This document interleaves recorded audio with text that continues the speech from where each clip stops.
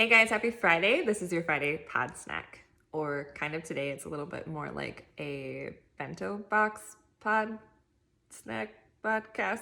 Bento Pod.Snack. The pun's not working. Basically, what I'm trying to say is I have a few things that I'm going to go over today. So you got a little bit longer of a video.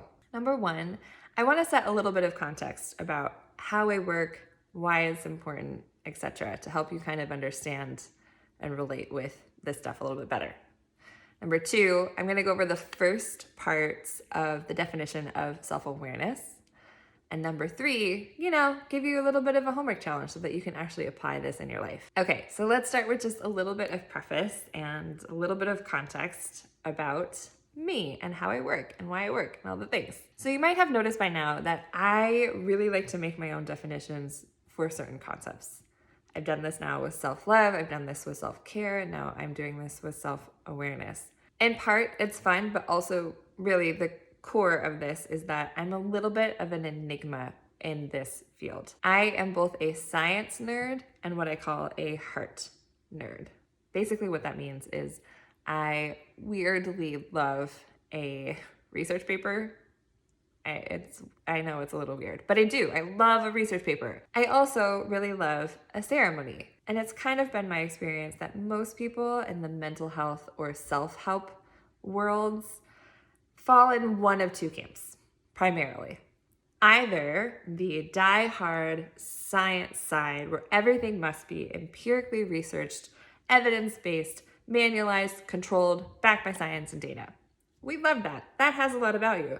And then you have sort of the woo kind of hippie, more free-flowy side where it's really guided by gut and personal experience. And we're also looking at things like karma and ancestral lineage channeling and all of the things. Has a lot of soul, but often doesn't really have a grounding so much in data. Valuable, just in a different way. I think that most people in this field are probably about 80% into one side, and maybe there's 20% of their curiosity that's eyeing the other camp. I, truthfully, am about 50-50. I have formally studied the science, and I really love that process, and I really love what it gives us. I have also done the ancestral lineage channeling and plenty of odd meditations, and it's been incredibly helpful for me. And I've also, tapped in a couple of different modalities, but for now, those are the two things that I think are kind of the most important for this conversation. And honestly, no matter what I've studied, no single modality gets any concept all right. And each one kind of has its own valuable take from a different perspective on the same issue. And this is why I say that I temper science with heart and a little bit of my own personal magic into all of the experiences and resources that I create. Now, when it comes to making my own definition for a concept, this is basically what I'm doing. I am tempering everything that I've learned from science and academia with everything that I've learned from the spiritual communities and my own, trial by fire personal journey of growth, which has been a lot, to be honest. And I also want whatever I put out there to be really practically helpful and simple, because here's a challenge that I see with both science and heart. Whenever science puts out a research paper or a term or a definition, it tends to be really accurate, very specific, and also really difficult to understand and relate to. It lacks soul, it lacks relatability, it lacks accessibility, especially if you don't speak academia. Now, on the spiritual, woo, self-helpy sort of side of things, the definitions do tend to have a lot of soul, but they lack specificity. They tend to be really poetic and sometimes kind of vague, and they can feel inspirational, but they're really difficult to actually do something with. My goal in creating my own definitions for different concepts is to synthesize or temper the science with heart and my own bit of magic in a way that is simple, accessible, easy to understand, and actually work with. Okay, so right now the concept that we're looking at is self-awareness. So what does self-awareness mean? Well, the science side tends to include things like introspection, motivations, character traits, values, cognition, moral character, etc. Maybe something about managing emotions and behavior. Okay, so the woo-woo side would generally say things like knowing who you are at your core truth. So my tempered definition is self-awareness is a conscious presence to the elements of your whole individual being, your relationship to them, and your expression of them. Okay, so I'm gonna break down all of the parts of this over the next couple of videos, but today we're just gonna look at the first and second part. Okay, so let's look at part one, a conscious presence to. I really don't like it when people use the term or even part of the term in a definition. So this first line is just basically, what is awareness?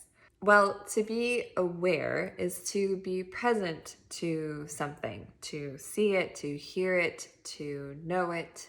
But self-awareness really is more than just like knowing or seeing something. It is a active, engaged presence. So that's why I use the word conscious presence too. Basically meaning you're paying a little bit more than just moderate attention to something. Okay, so you've probably heard me talk about my Now Experience training tool many times over the past couple weeks, but the N in the model, notice, trains exactly this part. To become consciously present or aware to something, you have to notice your experience. So fun little side story, I used to teach this exercise called the noticing game, literally exactly what it's called. And the quick and dirty is that any experience that you're having in the moment can fall into basically one of three categories. Those are, it's a thought, it's a feeling, or it's a sensation. Sensations are like sight, sound, smell, taste, touch, etc. The thoughts, feelings, and sensations that you're having in a given moment, when you notice them, sort of like following a trail of breadcrumbs to your personal elements. Which brings me to the next part of this definition. Self-awareness is a conscious presence to the elements of your whole individual being. So what are the elements of your individual being? What does that even mean? Okay, elements are your thoughts, your cognitions, your motivations, your desires, your core self, your spirit, your soul, your feelings, your emotions, all the things that the definitions that science gives for self-awareness and the definitions that the heart sort of spiritual woo-woo side of things gives for self-awareness, what self-awareness moves you to. I package all of that really just under one neat little word umbrella, elements, to keep it simple. But also, here's a fun little side story for you. Maybe you heard my story about how the word tempered came to be, but just in case you haven't, here's a little bit of background. So I enjoy tarot, right? Like tarot cards.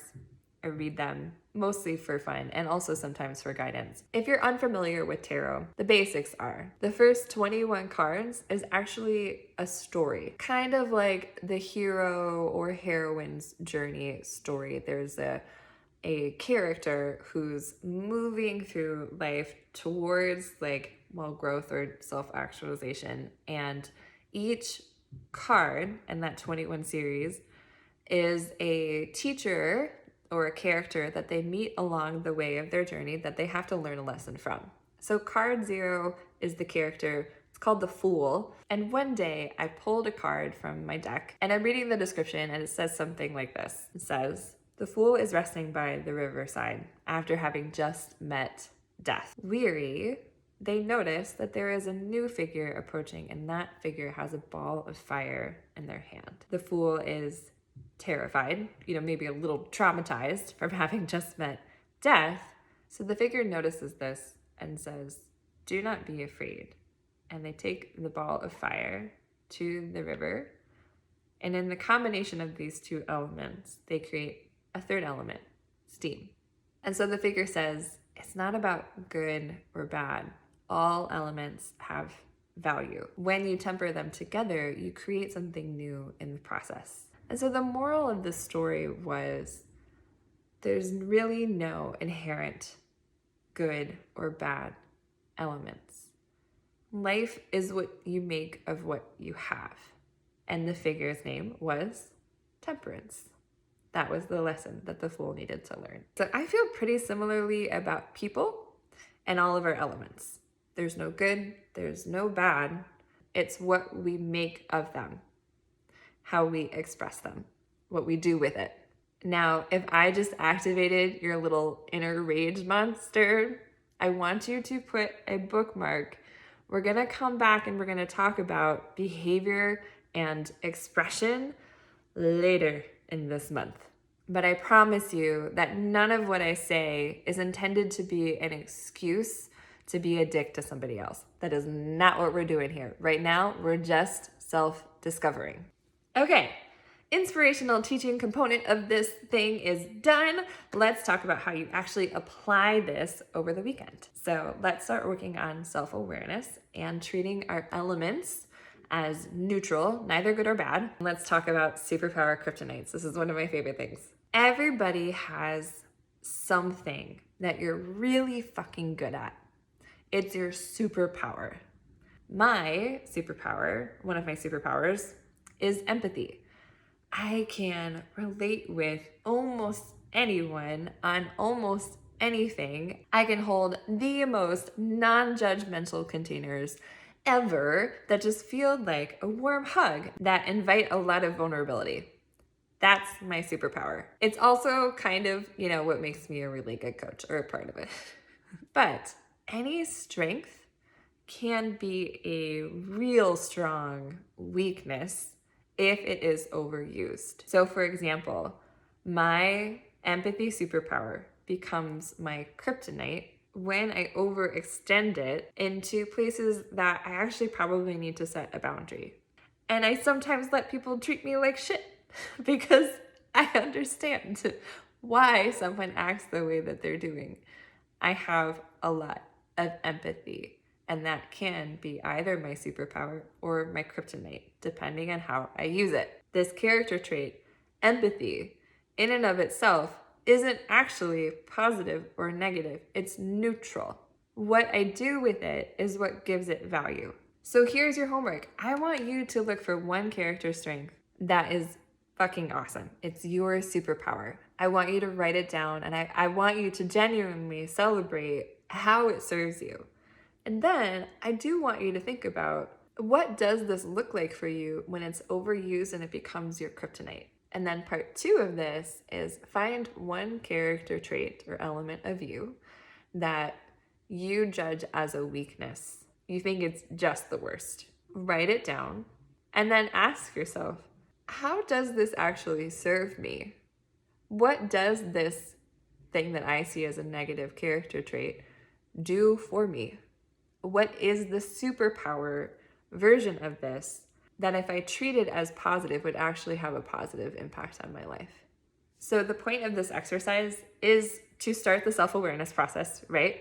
Get to know you and your elements, and also working a little bit on a head start on part 3 of this, which is how do you relate to your elements? We'll talk more about that and why neutrality actually really helps the growth process in next week's Pod Snack. So that's your Pod Snack for Pod Lunch Bento Box. This was a lot longer than I expected it to be.